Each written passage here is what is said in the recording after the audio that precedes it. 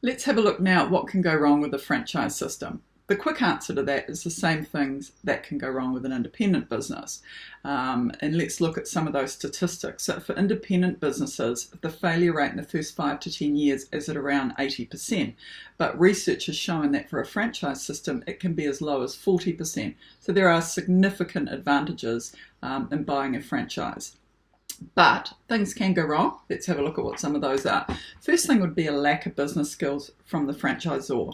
Now, the franchisee, for the most part, is buying into that business based on the assumption that the franchisor has the necessary skills and experience within this particular market to be able to guide them in being successful in their business. So it's important that the franchisor actually has the necessary skills to be able to do that. The second thing would be an unrealistic expectation, and this could be on the part of the franchisor and the franchisee.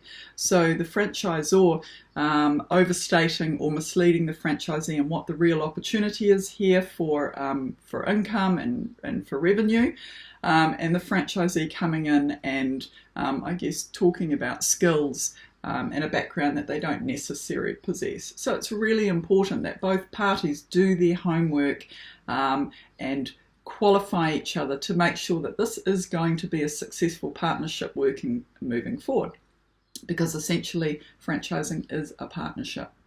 Inadequate territory. It's so important that a franchisee has a territory big enough to support real growth and profits within their business.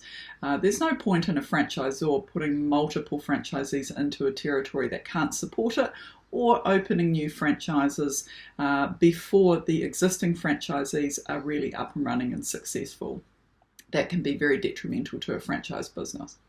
Insufficient franchisor support is the next thing. Going into a franchise model, the franchisor needs to have the attitude that they're going to provide the franchisee with the support and expertise needed to help them be successful. The quickest thing that can bring a franchise system down is franchisees feeling like they're under-supported, like they hardly ever hear from the franchisor. And obviously the first year of that franchise, the franchisee is going to need a lot more support, but that gets less and less as time goes on. But it really does lay the foundation for a strong franchise network when the franchisor is prepared to give the support that the franchisee needs in the early stages. And the final thing would be a flawed franchise system. That's a big topic on its own.